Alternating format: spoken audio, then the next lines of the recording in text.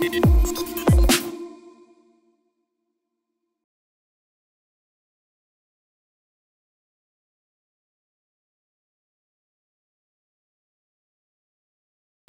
visage du nouveau gouvernement brésilien est très instructif. Jair Bolsonaro a remporté haut la main les élections au Brésil avec plus de 56% des voix, bien que son opposition n'ait pas été ratatinée, puisque M. Fernando Haddad a cumulé 46% des votes et a gagné, en particulier dans le grand nord-est du Brésil, un certain nombre d'États qui lui restent fidèles, et le Parti des travailleurs reste le premier parti en termes relatifs aujourd'hui dans le paysage politique brésilien, mais celui de M. Bolsonaro arrive juste derrière et va bénéficier d'une coalition d'alliance avec d'autres partis de droite qui vont lui permettre de gouverner sans difficulté, dans un premier temps en tout cas. Et son gouvernement, et la composition de son gouvernement est très instructive. Moi je qualifie le gouvernement de Jair Bolsonaro de gouvernement libéral autoritaire parce que sur le plan économique et social, ancré dans une feuille de route doctrinale qui est très claire, qui est celle, disons, incarnée par son ministre de l'économie et des finances, qui s'appelle Paulo Guedes, qui a été diplômé dans l'école de Chicago, ce qu'on appelle Chicago Boys, et qui est disons, une feuille de route ultra-libérale qui vise à réduire littéralement le rôle de l'État dans l'économie, en réduire très largement disons, les dépenses publiques, les dépenses sociales, etc., qui vise à libéraliser et à privatiser, disons, le plus largement possible l'économie brésilienne, et qui aussi vise à, disons, réduire les droits économiques et sociaux de la population brésilienne, et en particulier à partir d'une réforme qui va être un peu, disons, cardinale dans ce mandat présidentiel, qui est la réforme du système des retraites au Brésil, qui est une exigence des milieux économiques brésiliens, mais aussi des milieux financiers internationaux. Par exemple, c'était l'exigence de la presse économique financière internationale comme The Economist ou le Financial Times, qui disait que tout gouvernement brésilien devrait tout de suite mettre en place cette réforme du système de retraite, parce que ce système de retraite, eh bien, mobilise une partie très importante des finances publiques. Environ à peu près 40% des finances publiques sont consacrées à ce système-là. Donc il s'agit disons, faire fondre finalement les dépenses de ce système pour aller vers des systèmes de capitalisation, hein, comme on dit, de retraite, ou de systèmes assurantiels privés qui vont venir se substituer peu à peu à un modèle, disons, de retraite par cotisation. Mais au-delà de ça, je disais que le gouvernement, la composition du gouvernement de Bolsonaro est très instructive parce qu'elle fonctionne de la manière suivante. Il y a 22 membres dans son gouvernement, un tiers sont des militaires, qui eh bien, ont des postes très importants, j'ai envie de dire régaliens, la défense évidemment, mais aussi des postes hautement stratégiques pour l'économie brésilienne, comme la question des mines énergétiques, d'énergie, par exemple, ça c'est très important. Derrière tout ça, c'est la question du modèle de développement économique, la question de la sécurité publique, etc. Un autre tiers des ministres du gouvernement de Jair Bolsonaro sont en fait des évangéliques, des gens qui sont liés aux églises évangéliques, qui ont apporté leur soutien à Bolsonaro. On se souvient que ces églises évangéliques encadrent, on dit qu'elles encadreraient environ un tiers de l'électorat brésilien aujourd'hui, donc leur influence est très importante, et dans le gouvernement, elle trouve plusieurs, disons, canaux. Elle trouve un canal d'influence dans la politique étrangère du Brésil, un canal dans la politique d'éducation au Brésil, et d'autres encore. Mais par exemple, l'influence des églises évangéliques dans la politique étrangère brésilienne va être très importante. Elle explique par exemple eh bien, l'orientation très marquée du gouvernement de Jair Bolsonaro en faveur d'une alliance très rapprochée avec le gouvernement israélien, par exemple. Il y a derrière ça aussi tous les liens entre la droite chrétienne et la droite israélienne. Tout ça pèse énormément dans la reconfiguration de la politique étrangère du pays. Et, disons, le reste des ministres, le troisième tiers des ministres du gouvernement de Jair Bolsonaro, sont des gens qui sont liés, justement, disons, à l'école de Chicago, aux économistes ultralibéraux qui complètent finalement ce gouvernement. Donc ça nous dit un peu, disons, l'orientation du gouvernement de Jair Bolsonaro.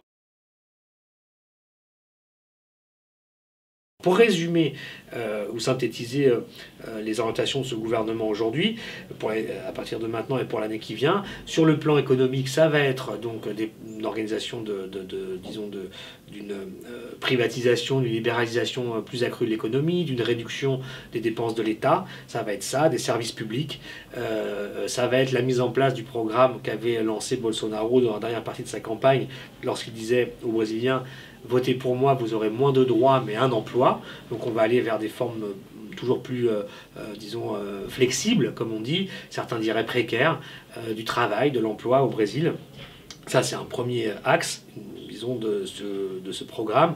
Le deuxième, ça va être, le démantèlement de toutes les protections qui avaient pu être mises en place sur les protections en particulier du foncier au Brésil, de la terre, au sens large du terme, c'est-à-dire la question amazonienne, c'est-à-dire la question des zones protégées indigènes, par exemple, qui vont être mises à contribution pour le développement économique du pays, que M. Bolsonaro rattache directement au thème de la souveraineté brésilienne. Il attache l'Amazonie et les terres indiennes à la question de la souveraineté brésilienne, et ces territoires doivent être mis à contribution et non plus protégés pour, en particulier, la monoculture, la filière de la viande et les monocultures de soja que le président Bolsonaro et son gouvernement comptent accélérer pour, augmenter la productivité de la production du Brésil comme puissance agricole internationale à partir du modèle de développement de l'agro-business.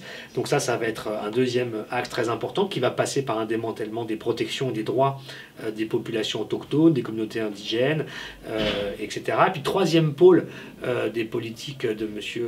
Bolsonaro, toujours sur la question des droits, ça va être la mise en sourdine ou le démantèlement des droits liés aux politiques de discrimination positive qui avaient eu lieu lors des gouvernements précédents, en particulier pour les populations LGBT, dont aujourd'hui le périmètre ne fait plus partie des attributions du ministère des Droits de l'Homme, qui est aujourd'hui dirigé par justement une dirigeante évangélique. Et la question des droits LGBT ne fera plus partie du périmètre de ce ministère. Ça veut dire que ces politiques-là ne seront plus l'objet de politiques publiques financées par l'État. Donc c'est un recul net pour tous ces secteurs de la société brésilienne.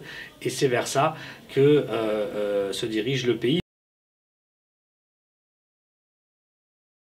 La politique étrangère brésilienne est une politique d'abord de réalignement vers une subordination assumée vers les États-Unis.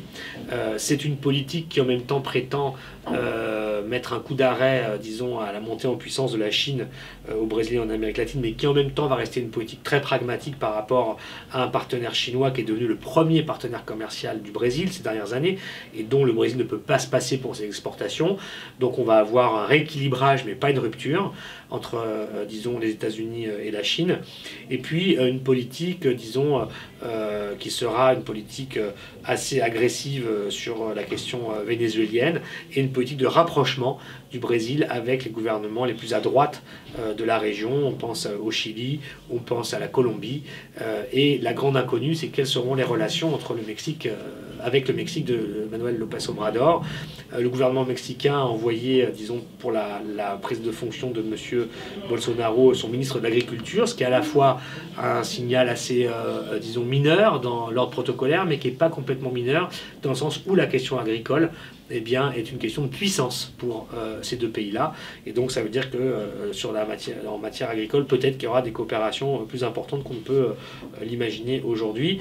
Et enfin, la politique étrangère brésilienne, ce sera ce réalignement à Washington, et ce sera une politique qui a donné des priorités à certains partenaires au niveau international. C'est Israël pour la région proche-orientale, et ce sera l'Italie et la Hongrie pour ce qui est de l'Europe, qui n'est plus vue par M. Bolsonaro en tant que tel comme une priorité ou un ensemble géopolitique comme un interlocuteur, mais il choisit des chancelleries à l'intérieur de l'Europe, qui sont aujourd'hui ces gouvernements italiens composés de la Ligue et puis du mouvement 5 étoiles, et de M. Orban pour la Hongrie, dont qu'il va visiter dans l'année 2019, puisqu'il a déjà pris des engagements pour aller faire une visite d'État en Hongrie.